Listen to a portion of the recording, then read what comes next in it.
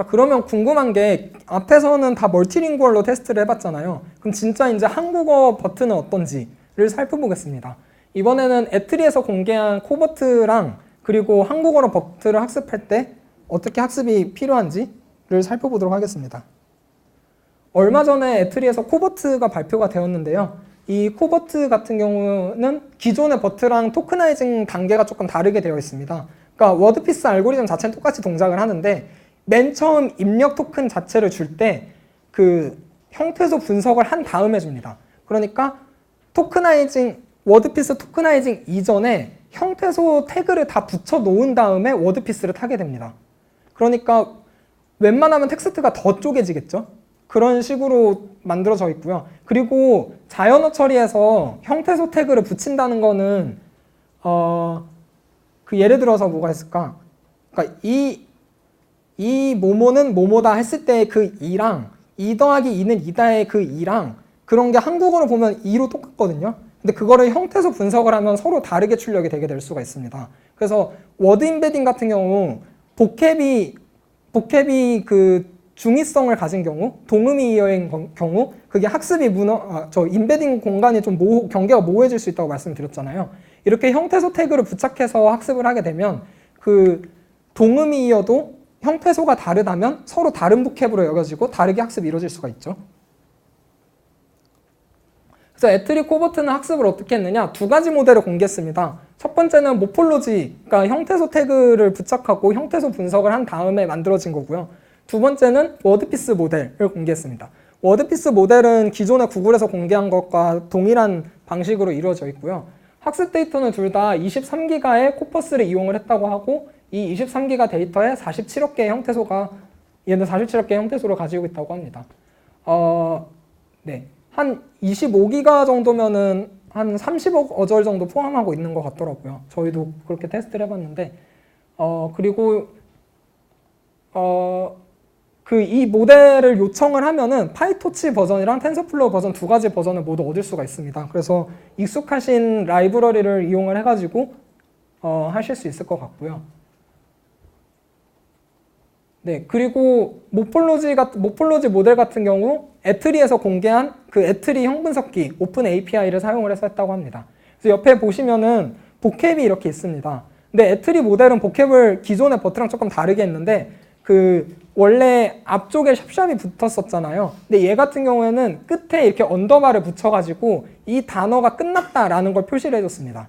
그러니까 이전의 버트는 앞에 단어가 아니고 중간 단어다라는 걸 샵샵으로 표현을 해줬다면 애트리 버튼은 이게 끝난 거다라는 걸 이렇게 언더바로 표현을 한 거죠. 그래서 이거를 바탕으로 토크나이징을 하면 이렇게 표현이 되게 됩니다. 그래서 우리, 은하, 중심에 이렇게 다 형태소 단위로 토크나이징이 된 걸 보실 수가 있죠.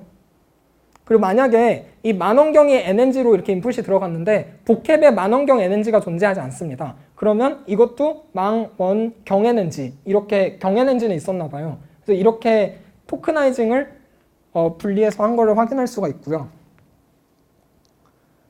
이렇기 때문에 애트리 코버트를 사용하기 위해서는 형분석기를 사용을 해야 됩니다. 근데 형분석기를 쉽게 사용할 뭔가 API가 많이 없잖아요.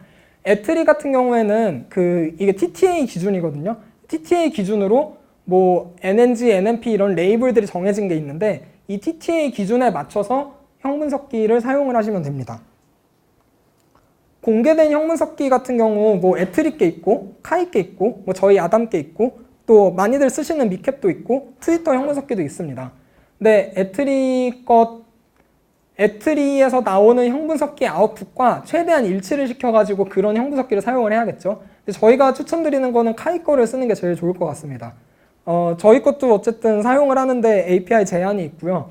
그래서 카이 거를 보면은 최대한 정답이랑 일치하게 나오더라고요. 이게 형분석기를 테스트할 때 제일 많이 쓰는 문장인데 이게 띄어쓰기 없이 입력을 넣게 되면 형분석기가 그걸 분류를 해줍니다.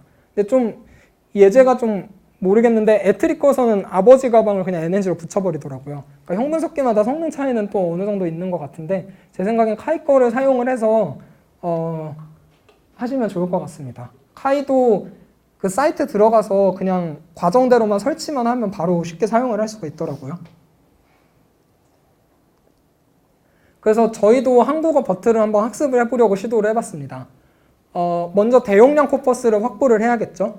이걸 확보하기 위해서 덤프 위키 데이터를 덤프를 떠가지고 거기 있는 텍스트를 가져와서 학습을 했고, 그리고 거기에 뉴스 색이난 거를 1년치를 모아가지고 그냥 학습 데이터를 다 만들어 버렸습니다. 코퍼스를 만들어서 한국어 버트 실험을 했죠. 실험 장비는 V200 GPU를 사용을 했고요.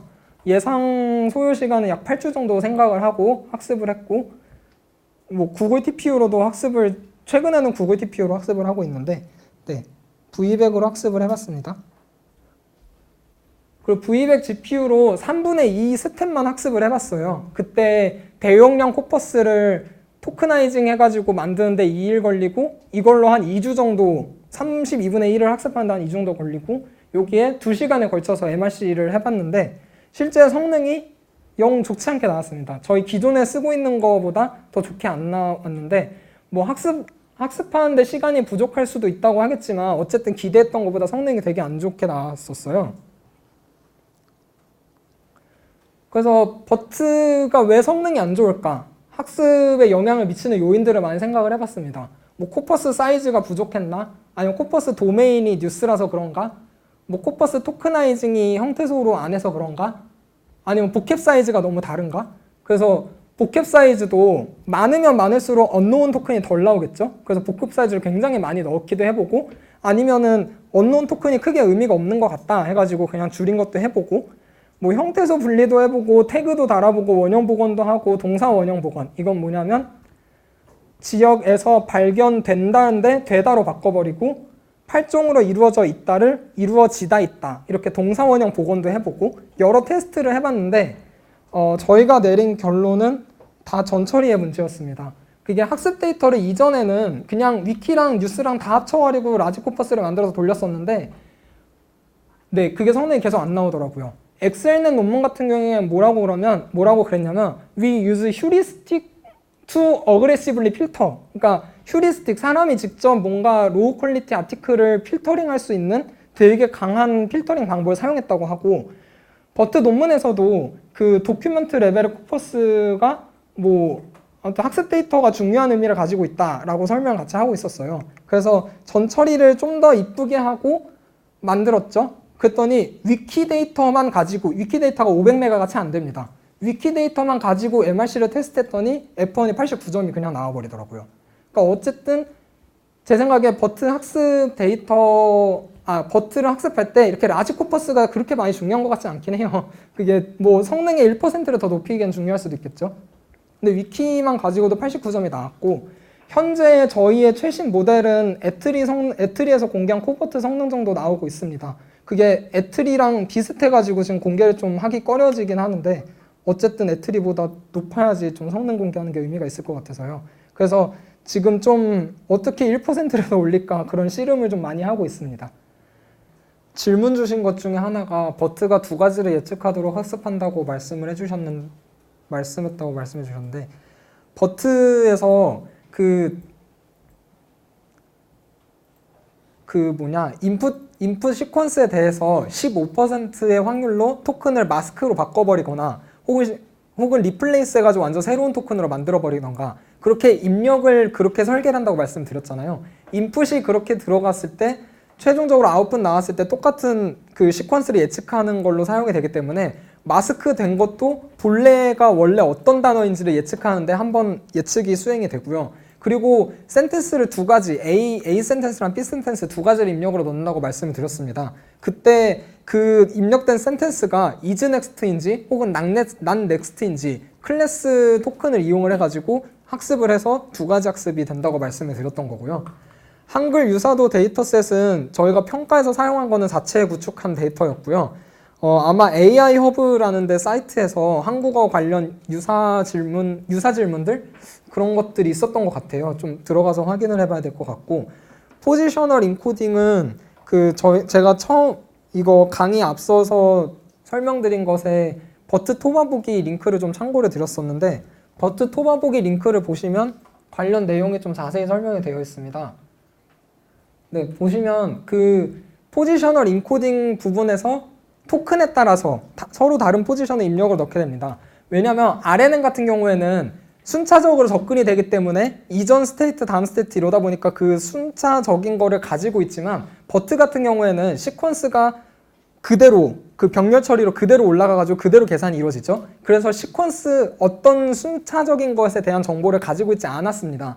그래서 이를 보완하게 만들어진 게 바로 포지셔널 인코딩이고요. 그 인풋 레이어에서 워드 인베딩을 한 거랑 그 세그멘테이션, 문장 A냐 문장 B냐에 대해서 인베딩 한 거랑 마지막으로 포지셔널 인코딩 한 게 같이 들어가게 됩니다. 이 포지셔널 인코딩도 어쨌든 숫자 값이 입력으로 들어가야 되잖아요. 그래서 이런 함수를 이용을 합니다. 사인이랑 코사인이랑 그게 포지션에 따라서 사인, 코사인이 서로 다르게 만들어지는 건데요. 이게 요 Y축을 보시면 100차원의 포지션 인코딩 벡터를 가지는 겁니다. 0에서 100개의 포지셔널 인코딩을 가지는 거고 여기가 토큰 0번, 토큰 1번 그러니까 인풋에 있는 거겠죠. 뭐 I love you 뭐 이런 것들이 인풋으로 들어갈 때 그때 이 함수로 만들어진 이 그래프에 따라서 그 인코딩 100차원 값들이 서로 다르게 토큰에 따라서 서로 다르게 입력으로 들어가게 되는 겁니다. 그래서 이 방법을 통해서 입력 토큰의 포지션을 인베딩 방식으로 해결을 하려고 한 거고요.